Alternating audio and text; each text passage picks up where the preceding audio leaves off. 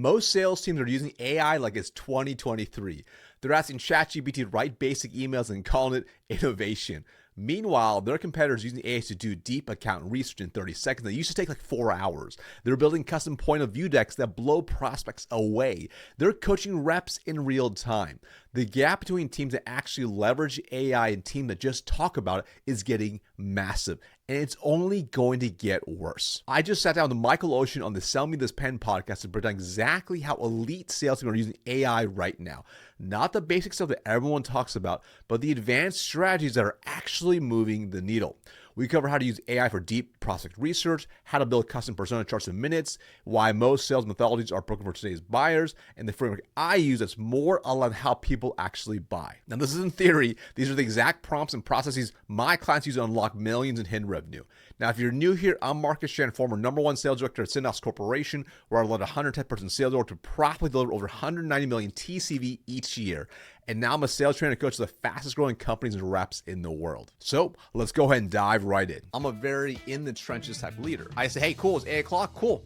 I'm in the bullpen with them. I'm making calls with them. I'm coaching them on the calls. I'm showing them what good looks like. I think, methodologies like BANT and MEDDIC, they're good for like a salesperson. However, the issue I see a lot of times is companies, I'll say generally speaking, use it as like a checklist. I truly believe people aren't going to care if it's an AI written email or outreach if it's really relevant. You can use AI to help you understand all the personas. If you're new to the company, you want to figure out who are the key personas that we need to work with to make a deal actually happen. And typically, I look at 3 core levels I'm looking at, okay? I'm going to look at the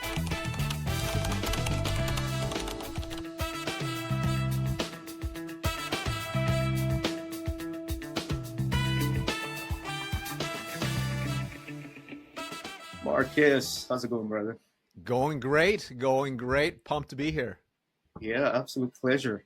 Look, today I have a superstar, on the show. So you guys better, listen carefully. If you don't know who Marcus is, I don't know where you've been. But before we get started, I want him to officially introduce himself. Tell us a little bit about your journey and what you're working on these days. Awesome, man. Well, I'm Marcus Chan, pumped to be here. And if you don't know me, that's completely fine. I'm just a regular guy out here.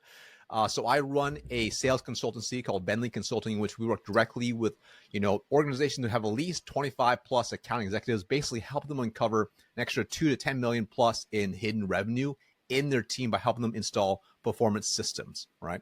Now, before I did this, I was actually in corporate America for just over 14 years. Started actually in the field, outside sales as a B2B sales rep, almost got fired. Failed horribly, is in the last recession, eventually figured it out, had some pretty decent success, got promoted 12 times my first 8 years, hit #1 in every single role, got to the point I was running a 110-person sales org, doing over 200 million a year in sales, had a lot of fun doing that, won every single award, rode around corporate jets, it was a great life. Eventually decided to start a side hustle during that journey, and then went all into my side hustle in 2019. And it's fast forward, it's been, almost 6 years now. The business has grown tremendously. We worked with, clients and reps from companies all around the world, from small startups all the way to like companies like Salesforce, Google, Microsoft, etc. So it's been a really, really fun journey as part of it. And most of the time, I'm just helping people basically learn the skills I knew from the very get-go. So it's been a really fun journey, and I'm pumped to be here. Awesome, man. Big congrats. It seems like the business is working, and I have a lot of questions for you, man. I have a lot of questions. I see you add a lot of value on LinkedIn and YouTube, and you're everywhere. So today we want to talk about, again, AI and what we need to do. Seriously, like what's going on in the sales world? What do you see, working with all these clients? Where the main gaps are? Just share your perspective on AI in sales overall, and then we take it from there. Yeah, 100%. So I think it's really interesting, right? When you talk to a lot of the sales leaders or even the reps, a lot of them, they know obviously AI is here, right? They know it's not going anywhere. It's only become more prevalent, but most of them aren't really using it that well, right? They use it at a very basic level, like maybe just like using like a ChatGPT and asking like a couple of questions, and maybe can you help me write an email and stuff like that, right? So that's what I see across the board. From a leadership perspective, I think a lot of them are saying, hey, team, you should use it, right? Some of them are scared to adopt a lot of AI tools. Part is because, depending on, if it's an enterprise organization, there's obviously compliance and security things they're kind of worried about, to they're also worried like, hey, this is hot now. Will it be hot in like 6 months, a year from now? Are we already have tech bloat already? So there's like this indecision that probably is happening even at that point, right? But when I look at even the rep level, because reality is they can't control what tech the company brings in, but they can still leverage AI for themselves, right, to become far more efficient, to save themselves time. But most of them aren't taking the time to go and try to figure it out. And that's definitely a core issue across the board. I'll give you a really, really simple example, right? So we have a B2C part of the business in which we have individual AEs who invest between $8,000 to $25,000 a year to get coached directly by our team. And, just even this morning, I'm showing them how to do deep account research on prospects at, enterprise accounts. So you can create a really clear point of view to really enhance and tighten your outreach to them, right? And I'm showing them very basic stuff, which, they should know how to do already, but they're like blown away, right? Very, very basic things, right? But you can see like the gears turning in their head. They're like, okay, this is how I need to be doing this, right? And they can see how much time I'll save. Because I'll explain to them. I'm like, listen, before this was easily available, 15 years ago, in order for me to do the same level of research, I would have to go and listen to a 2 hours earning call. I have to take a lot of notes and create my own point of view. And that might take me 3-4 hours just for that single thing. Literally, I just did it for you guys in like 30 seconds because of tools like AI, right? And that's just paying $20 a month on, the ChatGPT plan, right? Like anybody can do this. So it's really interesting to kind of see across the board, but most of them are not truly adopting it, even at their individual level, which is a little bit scary to me. And leaders for sure are not doing it at all, even for themselves. This is insane, isn't it? I think it's absolutely wild. Absolutely wild. I guess, some people might call us, nerds, because it's really fascinating. We literally build a company, on top of LLMs, and we are not ashamed of saying it. Mm-hmm. And we see like some of these use cases that you're mentioning, only a few people really and truly, adopt to it. And also when leaders come in and, buy a tool, adoption is the new issue just to, tackle. And it's not only the tech, it's the mindset that we need to shift. And I think it can open doors for enablers and also coaches to really position themselves as strategic, advisors, rather than someone who just take orders and ship some presentations or, meetings. So I wanted to hear from your perspective. How should leaders start showing this to their reps to get better adoption, to change this mindset, if you will? 100%. So, I led teams for years, and one of the, and I've seen different levels of leaders really rise up and be really successful, and ones who absolutely struggled. And I found those who are the most successful change management, which is pretty much what leadership is at all. You're always change. There's always change going on, right? How can you change and influence people to basically execute and do what you need them to do? The best leaders lead from the front, and they also do it. And I'm going to give you a really simple example, right? I remember taking over, and this has nothing to do with AI, but the principle makes sense in a second. I taken over a team, and they really struggled generating pipeline, right? And there were set things where the company said, hey, listen, like every Monday, Wednesday, the team needs to be in the office, 8 to 12. They're on the phones. They're making calls. They should be booking meetings, right? And that should be the norm. But some teams would do it and some teams would not. And most teams were just not very good at it, right? And reality was most of the time the leaders were armchair quarterbacks. They say, hey, team, you're out in the bullpen. Go make the calls and then let me know how you do, right? And of course, the results are just kind of up and down. It's what happens, right? Now, that's not my style. I'm a very in the trenches type leader, right? So I say, hey, cool, it's 8 o'clock. Cool. I'm in the bullpen with them. I'm making calls with them. I'm coaching them on the calls. I'm showing them what good looks like.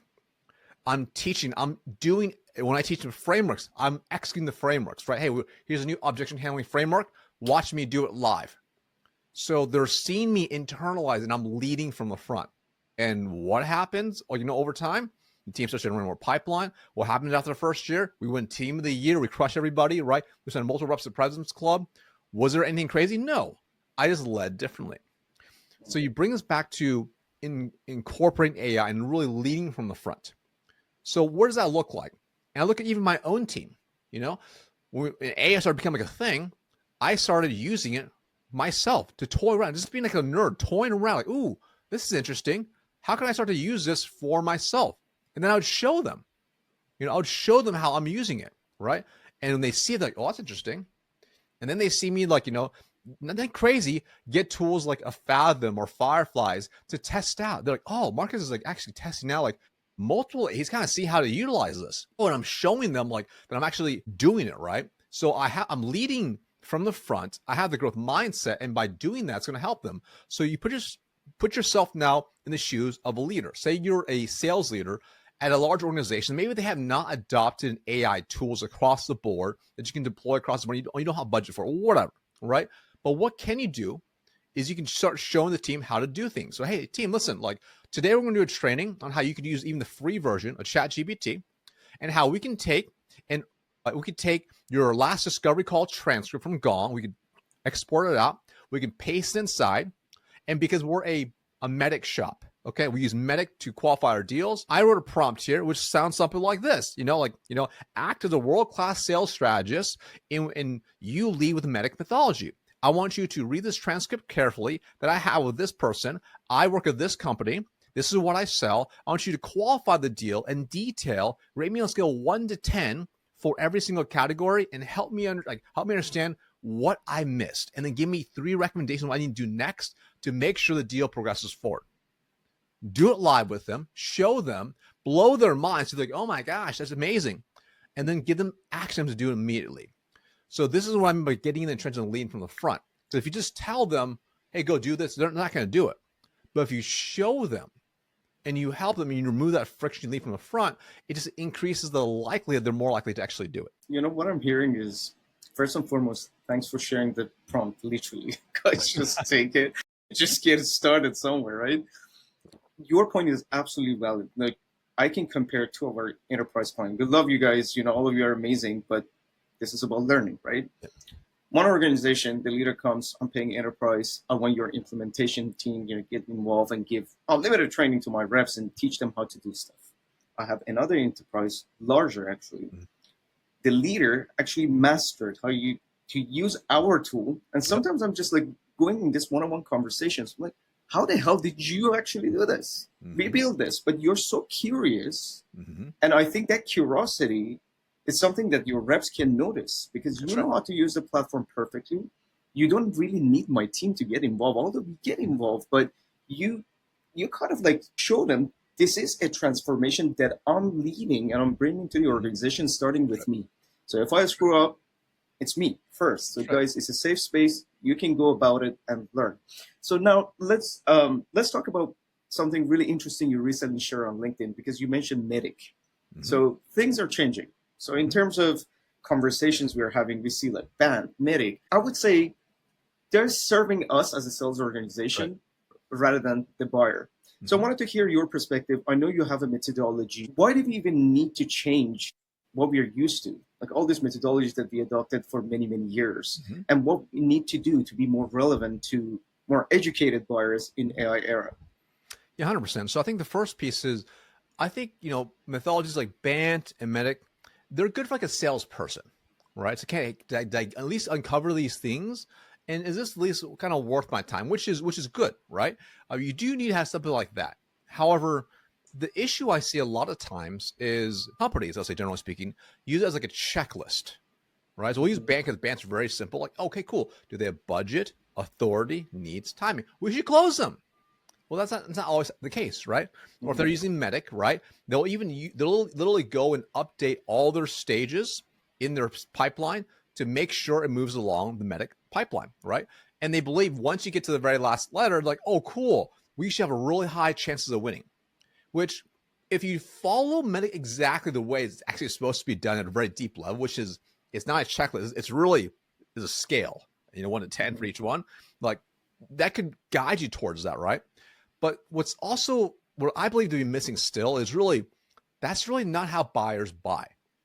Like, that's just not how they buy. They buy very, very differently than that, right? Like, I think about even like myself as a buyer of anything, I don't follow MEDDIC as a buyer. It's very, very different. So that's actually why I came up with just a different framework methodology that I find is just a better way of managing your deal and also managing expectations of the deal.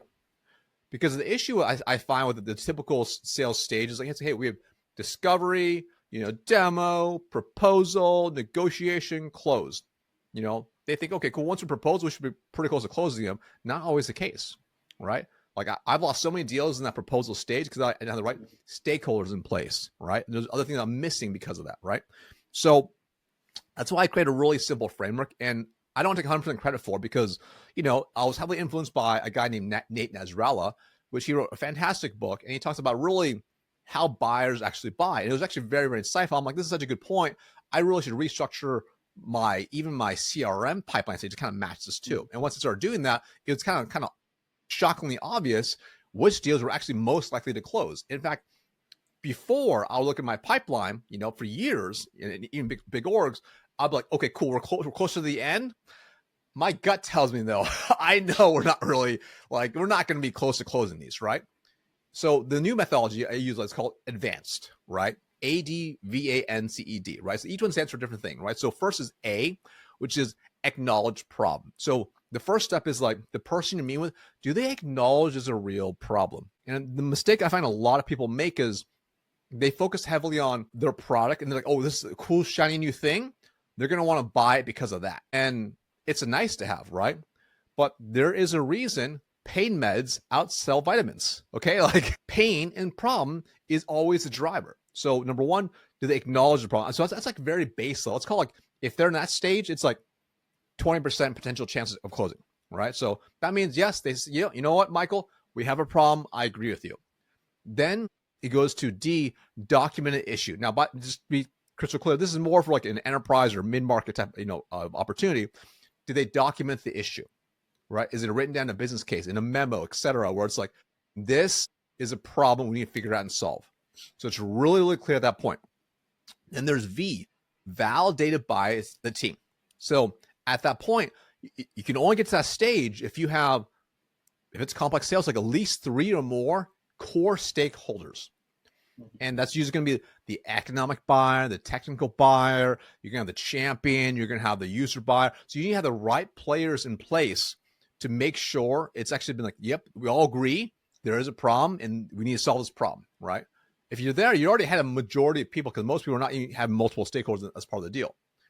Then there is A, authorized by an exec. So in the perfect world, we're always at the very top, and that's not always the case. Sometimes they go middle, or lower, and then kind of move up. So that you need to also have somebody that's literally going to give you executive sponsorship. So this is going to be the economic buyer. They can say yes when everyone else says no. They can say no when everyone else says yes. So it's very, very important. So they're saying, yes, we also agree this is a problem. And I want you, Michael, to go and talk to these other stakeholders now and also get their insights before we move forward with anything, right? That's a really powerful place to be, okay? Then you have a N, which is narrowed to the external. So meaning, that means they've decided at that point, yes, we need to go external for the solution. They can't do anything internally. They can't just live with status quo. They have to go outside for external help. That's a really, really powerful place to be, right? Like, it's like, I'll give you an example. I'm working on an opportunity right now. Like, because they already tried a number of other solutions, they advanced the deal much faster. They had already acknowledged it. They already documented it. They had multiple people like, yep, all the execs were like, yeah, we need to fight. This is a problem we have to solve. It's authorized by the CEO. They know they have to go external. So like within like the first call, we're moving pretty quickly through, right? Not always the case for every deal, but that's really powerful. Because then the next is C, chosen as a vendor. So you get that level, they're like, hey, yes, we have to go external. And by the way, Michael, we want your solution. They may not be fully quite there yet. So at that stage, they're like, okay, we want you as a vendor, but maybe we need to do a proof of concept. Maybe we need to do a trial. We still just need, we know what we're doing is broken. We need something external. We need your AI tool. Like we want to make sure you're the best one. It's you and like 2 other people, right? So now that they narrowed, then they choose you as a vendor, boom, great. Once they've chosen you, then you go into E, establish a timeline. So, all right, now we decide it's going to be you, Michael. Okay, here's our implementation timeline of this dead end date to basically launch. Here are the milestones we have to basically accomplish leading to that point. It's clear, it's documented, everybody knows what it is. You're getting pretty close to the end at this point, right? And then the deal terms finalized. Once you doubt it, cool, that sounds great. Let's just make sure we take care of all the paperwork, the commercials, and you're like 90% there at that point. And that's really more how complex buying decisions actually are made, because it's usually that complex of a deal. So if you can make sure you're mapping your stages this way, you can just tell, like, okay, wow, this is actually pretty far along. Like, for example, I have a handful of deals where we've already been chosen as a vendor, but there's some timing of when it's going to be implemented, so we don't have the actual timeline established. So I'm like, okay, it's not a done deal. I'll say we're like 70% chances are going to close. We're already decided, but there's some timing that to do, some hiring they need to do. We're going to wait a little bit. We'll kind of work them through before I feel really good about the deal. So that's why I frame like this can be really powerful for even whether you're an AE or you're a leader, to kind of run through your deals. Like, hey, do I have all these steps? If you have all these steps and you think you're going to close, chances are pretty good you're probably going to close. However, if you are missing steps here and you think you're going to close, you're probably wrong. I love this. I love the fact that you got tactical and really, broke it down. And what's interesting about this, framework is that it's all about buyer. We didn't talk about like running your band, to your point. Like, hey, do you have budget? Do you have timeline? Right. Now, I wanted to ask this question because I'm sure you're working with a lot of teams. You see, where the gaps might actually be, even in your framework right now. Where do you see, case by case, but for the sake of our audience, mid-market, enterprise, CROs, VPs, enablement leaders, where do you see is mostly a struggle with running the deals through their pipeline based on what you just explained? So what's really, really interesting, if we were to use the advanced framework, okay, where do they kind of get stuck? I'll say number one is even having an acknowledged problem, like literally stage zero is what I call that. Like, so they're like, yeah, I think it's a problem, but you know what? I think I'm interested. Let me just kind of see what it is. So they get really these happy ears. So they're like, oh, this is awesome. This person really likes me. They think it's really great. They're going to go and talk to their exec now, right? And try to get buy-in for this. And it's like too late in the deal. Build a relationship. Right. Build a relationship. Right. So like, they're not even like, they're like literally stuck in like, in that acknowledged problem. They don't even move to the next stage. Right. And from a very tactical perspective, like where they could solve this is literally in the discovery phase, like by really asking the right and deep questions to uncover what the true cost of inaction is, what is actually impacting, what's the ripple effects towards the company, how it impacts the department, the company, et cetera, how it impacts other stakeholders. They focus heavily more on that up front. You're able to have more momentum through the deal, right? The next place I really see, because let's say, for example, because sometimes, they get a little bit lucky, if you will, and it's like an inbound lead. So inbound lead, generally speaking, they've already acknowledged it's a problem. So it's like, that's great. The problem is if they reached out to you, they reach out to other people as well. So they know it's a problem. They might have already documented it, right? So then people get really excited and they miss the V, validated by team. So they only get maybe a couple stakeholders in the deal, and they don't get all of them, all the right ones to be specific. And they fool themselves in thinking they have a viable opportunity. And this happens all the time. So for instance, I was just talking to an AE this morning, and I was asking like about the larger opportunity, where they believe it got stuck. She's like, oh yeah, this is this deal. We had great rapport. We had gone through, we had got the proposal, the demo. It's been amazing. And then they ghosted me for 5 months, and then finally they reached back out as a different person. They reached back out, and they're maybe interested in opening conversations again. I'm like, that's awesome. If you could look back in hindsight, what would you do differently? And she had no idea. She had absolutely no idea. I already knew. I'm like, okay, who else did you have involved in the deal? She's like, well, it was like these two people.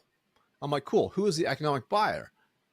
Well, I'm like, good example. So she thought this deal was like a done deal, but here she was actually stuck literally in the earliest stages. So that's why I think a lot of times, and from a tactical perspective, the solve realistically is if she had done a better job with discovery and also multi-threading the deal and getting executive alignment, that would have increased the likelihood of it actually progressing forward and not stalling. But the issue was she had not done a good job of discovery and multi-threading. So she's only working to solve a low-level problem and not the high-level problem. So she gets stuck down here, and then deal stalls out. I really like this. Like, to your point, it really starts at discovery. Do we have a business problem to solve? But you actually took it a little bit further. Said, hey, do we have the right people actually in the room? Or who's going to be involved? Because sometimes, we get the champion and they're excited. We're excited. Everybody gets happy here. Let's walk through this path together. And then, we miss the deal and we don't even know, what happened. Considering the fact that many of A's that at least I spoke to, they don't know about the buyer persona. They don't know about their challenges. They don't know how to project manage that deal, especially mid-market enterprise. Right. To really actually teach the buyer, especially if you don't have, high-level economic buyers or technical buyers, you got your champion who needs to navigate this internally. And so many things happen when you're not in the room. That's right. 100%. So that champion goes in and maybe they don't know how to navigate. They don't know your value proposition. They don't know how to position you. How can we leverage AI? Maybe it's just a loaded question. To even learn this as an individual. Just imagine my company doesn't want to change its MEDDIC, its BANT, whatever it might be. How can I do better myself, educating my champion to basically sell this solution internally? Well, I think the first piece is you can use AI to help you understand all the personas, right? So realistically, like the first thing you want to do is if you're new to the company, you want to figure out who are the key personas that we need to work with to make a deal actually happen, right? And typically I look at 3 core levels I'm looking at, okay? I'm gonna look at the end user level, right? This is like a low level. This is a manager, director, maybe even lower than that. So that's one persona. Then we have department level, the oversee departments. That's usually a VP, maybe a director, but VPs and directors. And then we have like company level, which is usually execs. And I'm not talking about VPs, I'm talking about like C level, right?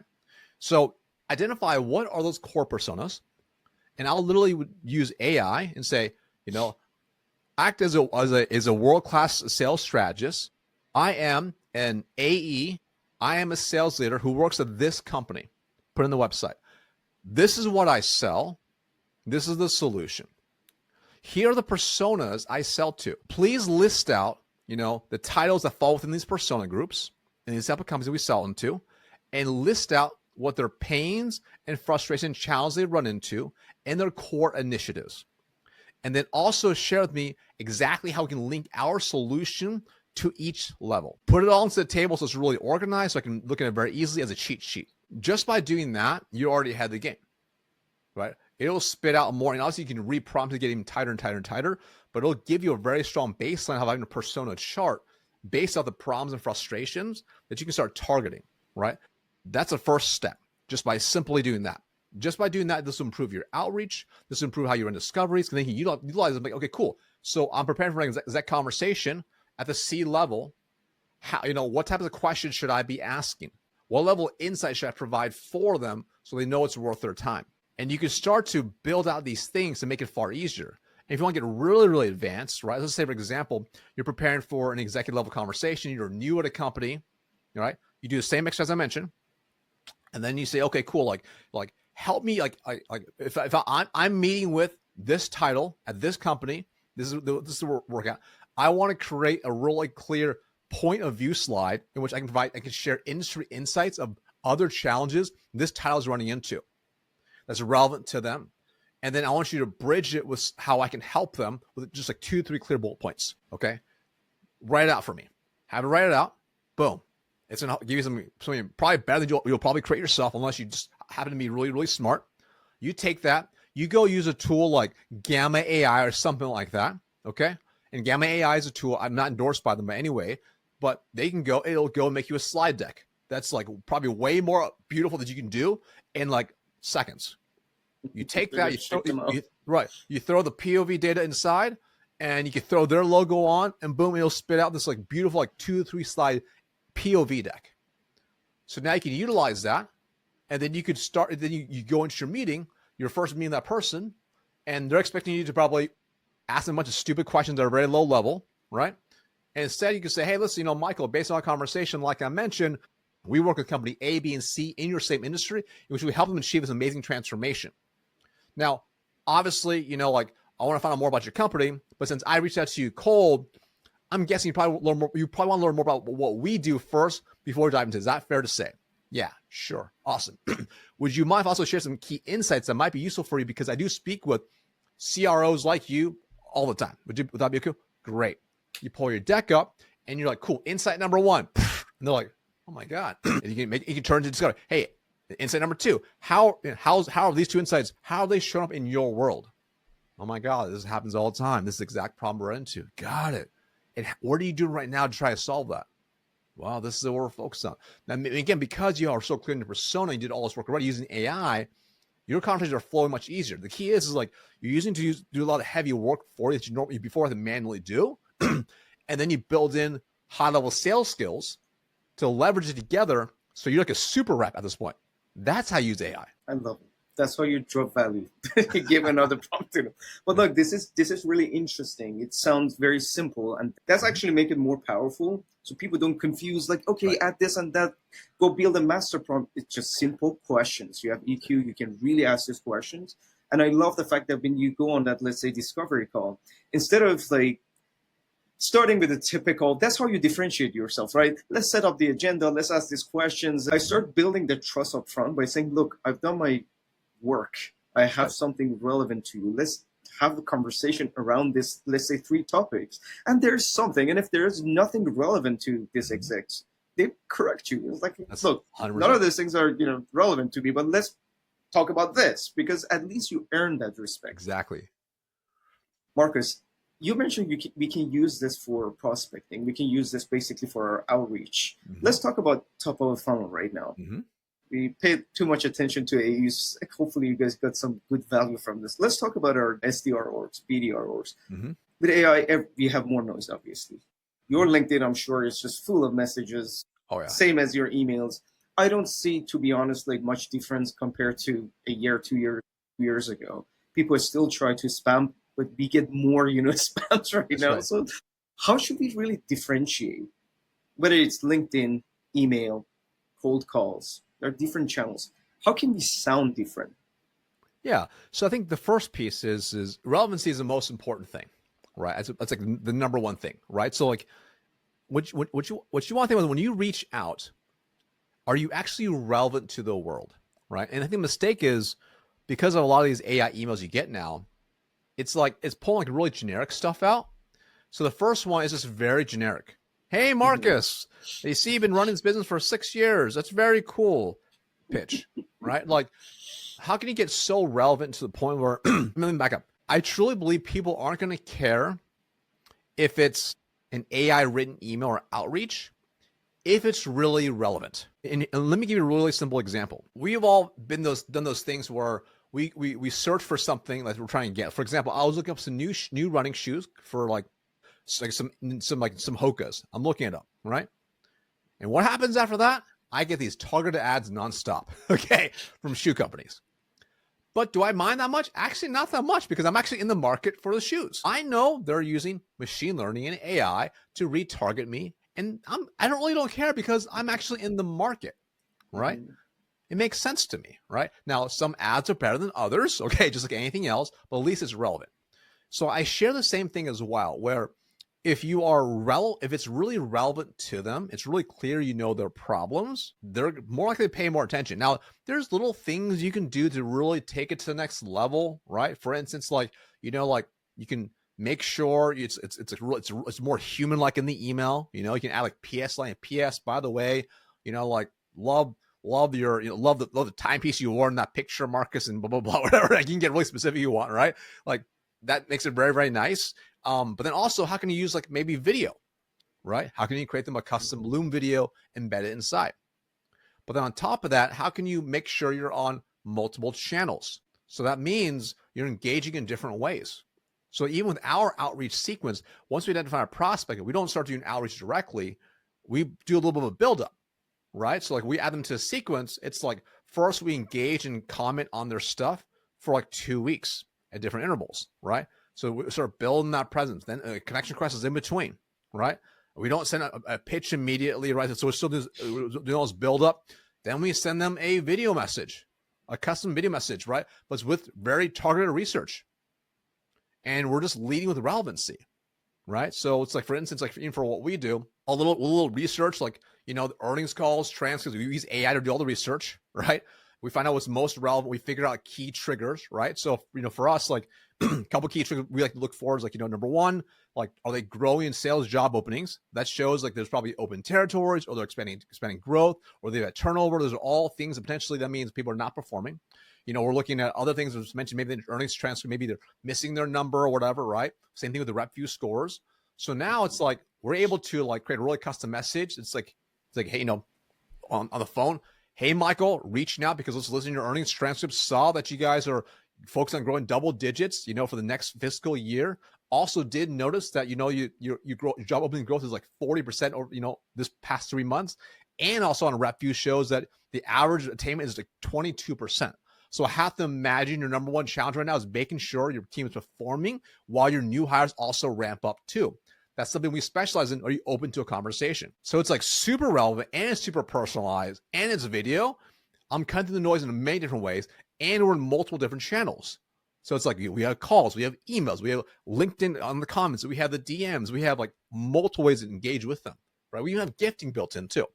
So that's how you start to stand out. We should leverage it as a whole ecosystem versus just like one single path. Now, I'm talking about this, these are all enterprise opportunities. So like we have less opportunities, so we have to be far more targeted. If you're in the SMB where you have like thousands of prospects potentially, a little bit different, right? You can kind of hit them in one single way. But I think if your company does really good marketing, they should be leveraging their marketing to really help guide the prospect as well from the back end, from retargeting and ads in different ways to kind of push them through the process as part of it too. You know what I love about this? Like you didn't exclude anything.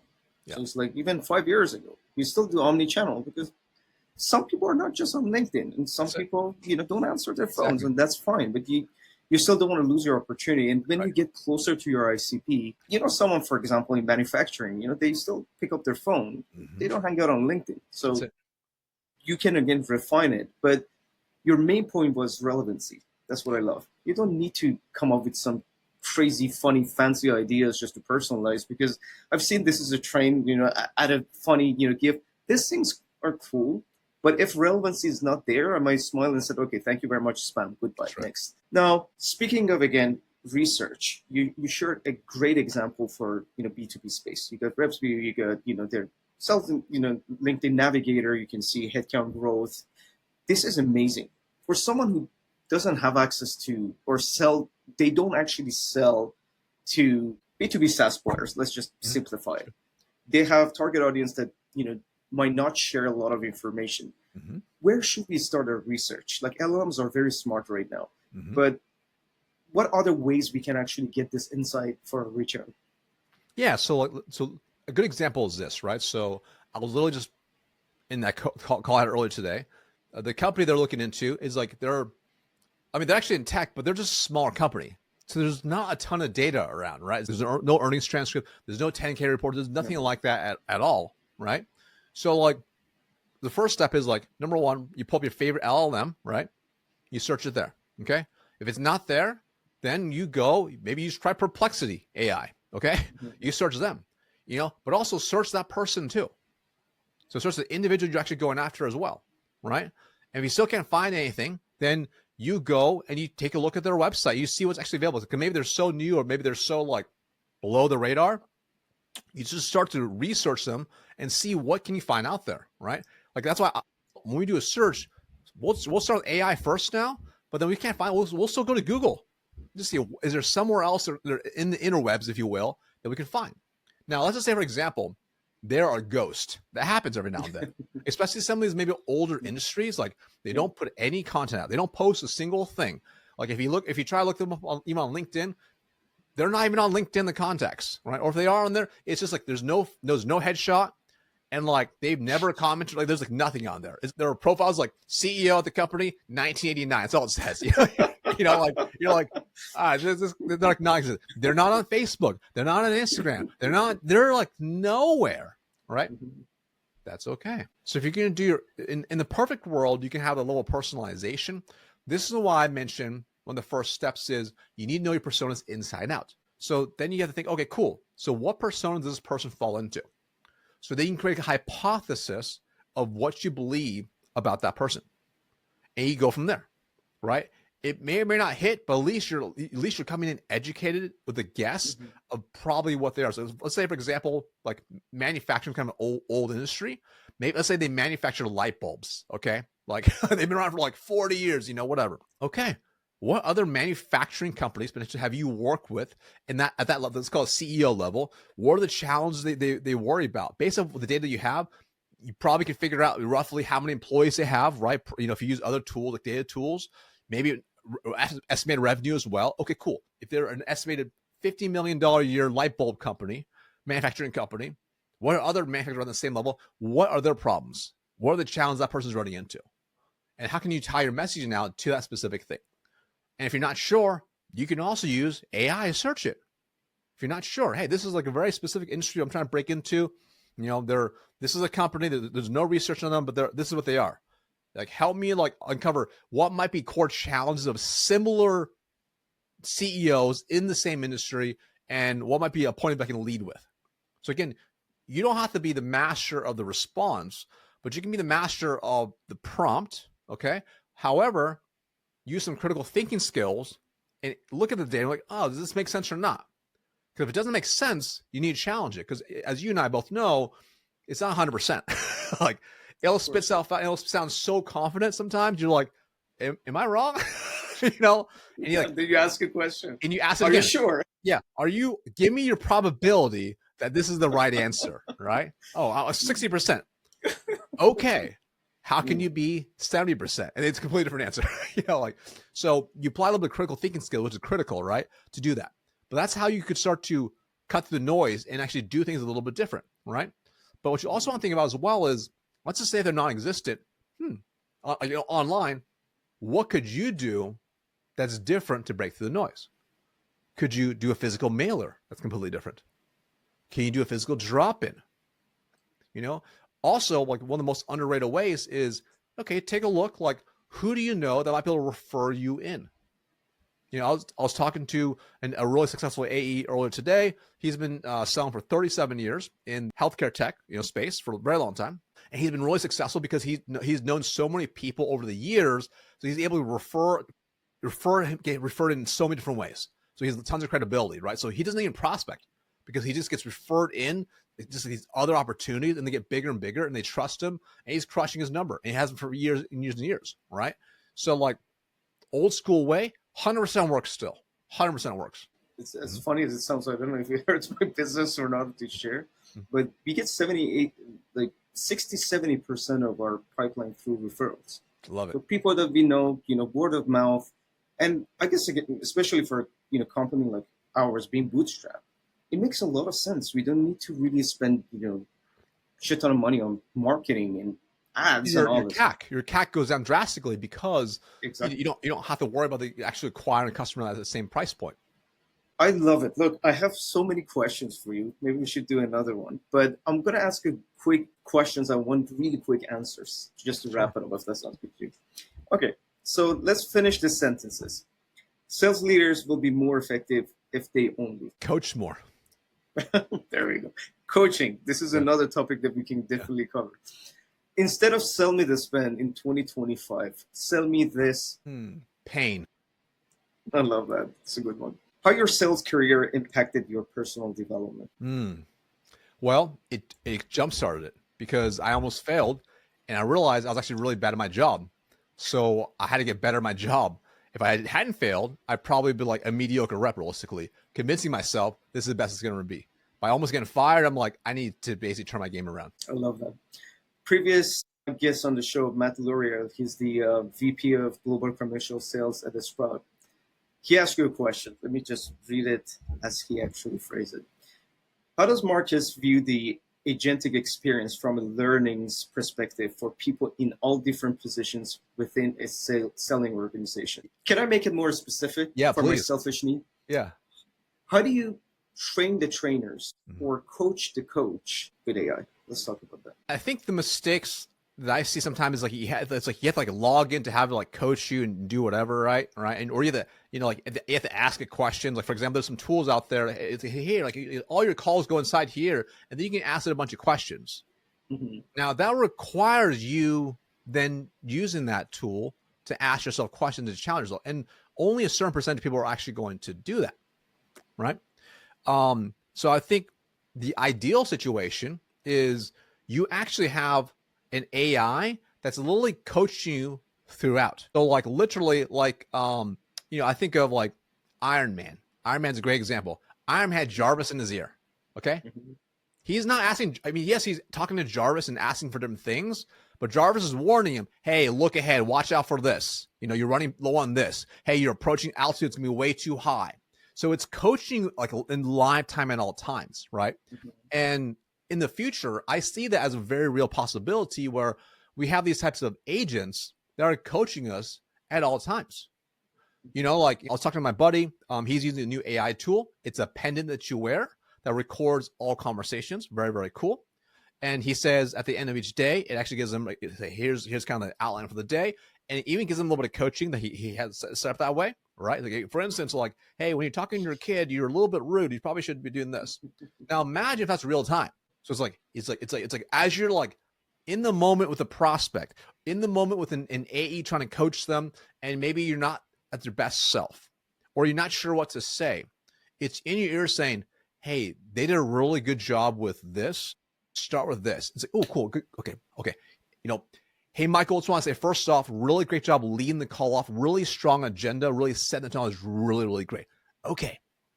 Now focus on, you know, the first question you asked because it was a little generic and led to a very generic answer. For instance, say it like this. Boom. Hey, so here's your opportunity, Michael. In your first question, you said this. Not bad. Here's what I recommend instead. Boom. So it's literally an in-line. So that's what I see as really the key way for the future to help you become far more effective as a leader, as an AE, or really in any role, is having that a coach at all times that's in your ear to help guide you. That's awesome. I'm going to build you, Marcus. I'm going to put it in my ear. Beautiful. So our next guest is Christopher Swanson. Mm-hmm. He is the VP of Digital Learning and Development at a company called the Mac. So what's anything you wanted to ask him as our next guest that you could share with us? In the world of today's AI, what's the decision process criteria you walk through to make decisions for the right type of AI for your business from a short-term perspective and long-term perspective? And how do you justify that internally to get buy-in and other stakeholders? I love that. It's a great question. Marcus, I really enjoyed this conversation. Again, it's a pleasure having you on the show. If someone wants to reach out, can they? Super easy. You can hit me up on LinkedIn. Just look up Marcus Chan. It's pretty easy to find. Or head to bentleyconsulting.com and send me a note from there as well. Look, here's reality. AI isn't going to replace all salespeople, but salespeople who use AI effectively are going to replace salespeople who don't. The team that figure out how to use AI for deep research, custom messaging, and real-time coaching are going to absolutely dominate. The team that stick to basic email generation are going to get left behind. We covered a lot of ground today. The advanced framework that maps to how buyers actually buy, the exact prompts for building buyer persona charts, how to do enterprise-level research in seconds instead of hours. But this is just the beginning. AI is evolving fast, and the sales team that stay ahead of the curve are the ones who will win. Now, speaking of staying ahead, if you want our help to scale your org on how to use AI to drive results, make sure you head below to book a call with my team. And if this breakdown added value, make sure to hit subscribe as well, whatever platform you're listening on. I share the real strategy system that top-performing orgs are using and dominating the markets today. I'll see you in the next one.